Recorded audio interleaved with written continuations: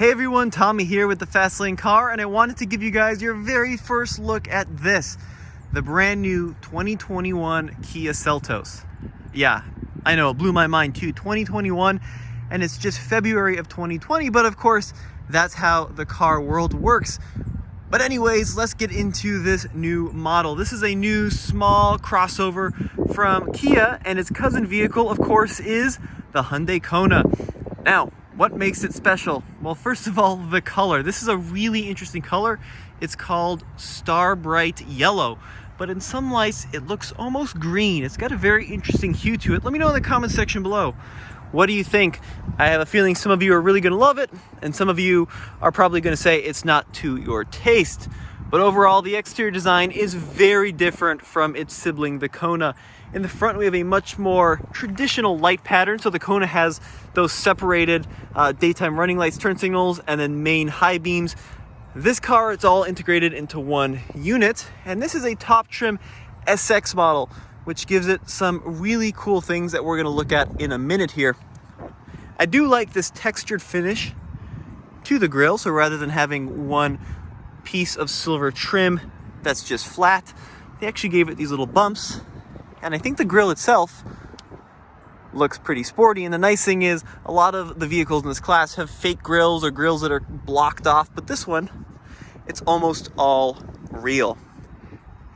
Coming along the side, you'll see one of my favorite parts of the exterior design, and that's right down here, the wheels. These are a set of 18-inch wheels, and I personally love the actual inlay. I like the little red around the Kia logo in the center there. It looks a lot more premium than this vehicle's price point, something we'll talk about in a minute. Now you'll notice here on the side, this one is an all-wheel drive spec, but it also comes in front-wheel drive if you so desire, and this one has a contrasting black roof. And there's a lot going on to this design. You know, a lot of the small crossovers feel like they were kind of thrown together by a design studio and put out to the market. But this, let's just look at the side. So we have a silver roof rail with a flat black insert. We have a black roof, and of course we have the Star Bright Yellow with flat silver door handles, piano black here on the lower trim, and flat black above it and right underneath it. That's a lot of different colors, all contrasting at the same time. But personally, I think it works beautifully on this new model. I much prefer this design over the Kona. One thing you'll notice up here is the swept back D-pillar with a little bit of a kink in it, and then that meets a small rear spoiler in the rear. And then this one also has the roof bars, but one cool thing about them is I like these little fins that come up at the end here. Kind of unique. Let's take a look under the hood. Now there's actually two different engine options depending on how much you want to spend. The base engine is a 2-liter naturally aspirated 4-cylinder, but this one has the upper trim turbocharged engine, 1.6 liters, and it's mated to a 7-speed dual clutch automatic. 7! Now if you get the basic car, you'll find a 2-liter NA like we talked about, but that one is mated to a CVT. The dual clutch is definitely an interesting choice. And let me show you the power numbers here on the sticker. 195, 175 for horsepower. So a little bit less horsepower, a little bit more torque. And there is your final MSRP, $29,485.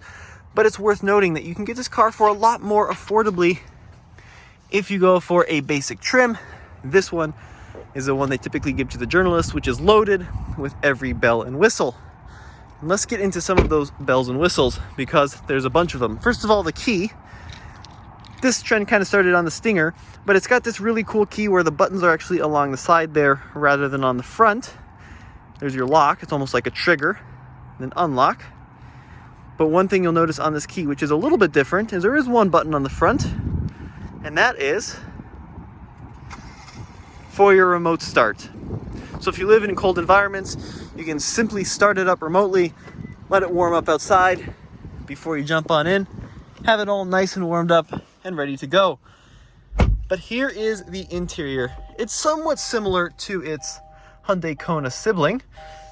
10.3-inch infotainment screen here, very well laid out with, get this, a tune knob. I just love it when manufacturers incorporate a tune knob into their vehicles because it makes tuning the radio, finding the perfect channel, so much easier. Absolutely love that feature.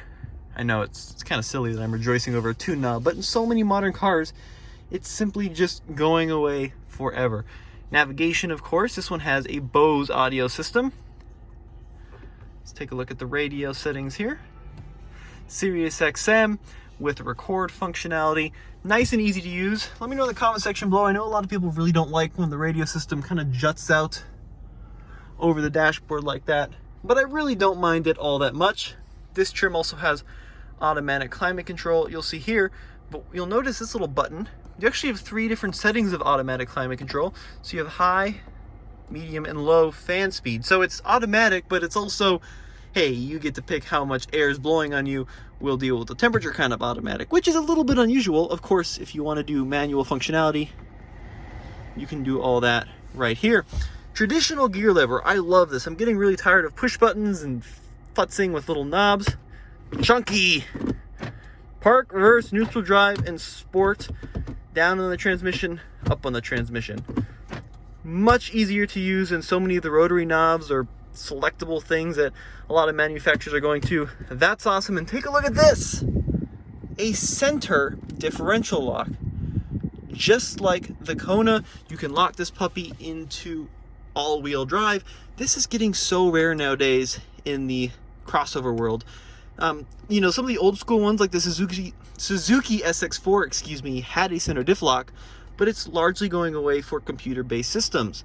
Now, if you want it to just be automatic, you can, you know, normal, smart, sport. It will revert to a front-wheel drive primary system, but I love having the ability to just, bam, lock up the center and permanently engage all-wheel drive. Good job, Kia. Good job, Hyundai, for letting me do that. Leather wrapped steering wheel. Feels really nice in the hand. Steering wheel functionality. You've got your volume here. Cruise control there with radar cruise control. So even for under 30 grand, you can get this vehicle equipped with a lot of luxury features that just a few years ago would have been extremely expensive to equip. Right down here, you'll find your lane keep, traction control off, start stop, and bam, look at that. One button. What didn't I get on my fully loaded Seltos? Let me know, Kia. I want to know because I thought I had every option here. But push button start here in the center. And then down here, heated seats, 3-position heated seats.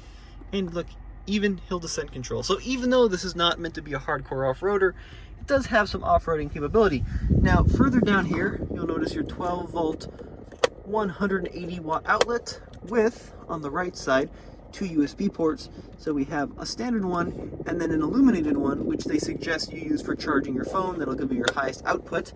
And then above that, you've got your Qi wireless charger. Now, it's a fairly good size. I'd love to show you, but I'm actually using this phone to record. I think it will hold this phone though. Even the iPhone Max, it should fit in there just fine. Much like what Toyota's been doing, they've actually included stitching here across the dash. And I really do like these new speaker vents. Let me see if I can get a good shot of that without too much glare. So rather than just going for a flat black plastic thing, I don't know if you can see that, but they actually give you a little bit of texture to it.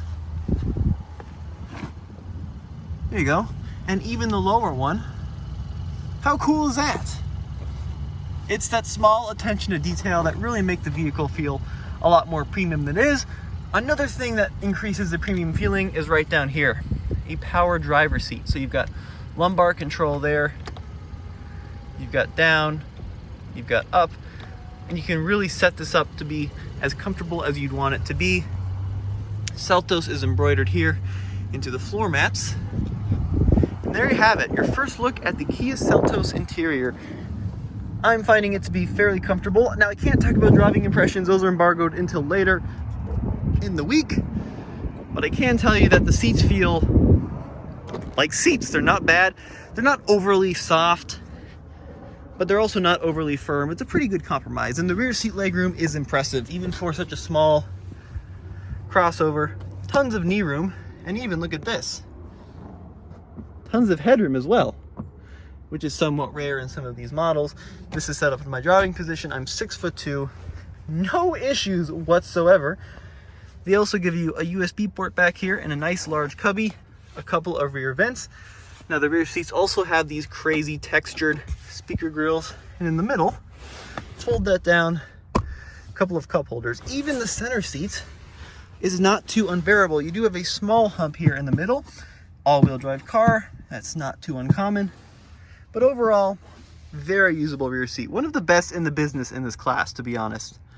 Now, this will compete with vehicles like, well, the Kona, of course, but other really small crossovers like the Jeep Renegade, for example, Honda HR-V, that's all in this class.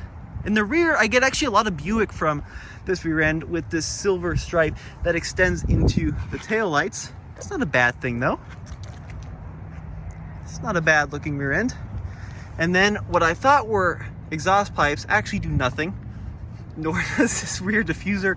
That really doesn't do much, although they do include the silver accent down at the bottom to make it look a little bit more rugged. Where do they put the real exhaust pipes? Let's see if we can find them. Aha, there it is. So it's well hidden underneath. So that thing I was saying at the beginning about it's nice having real vents, that doesn't necessarily extend to the rear.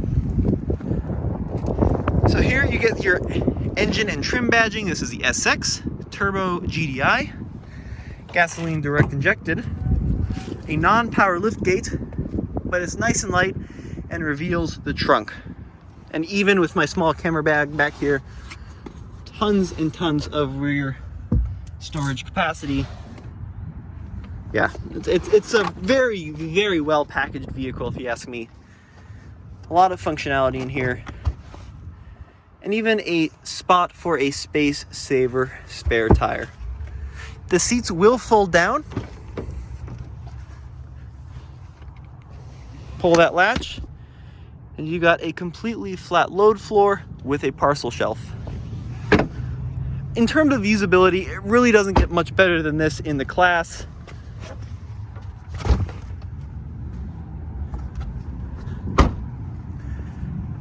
And for value-wise, not much better either. Even fully loaded, under 30 grand. Decent amount of interior volume, a lot of luxuries for the price.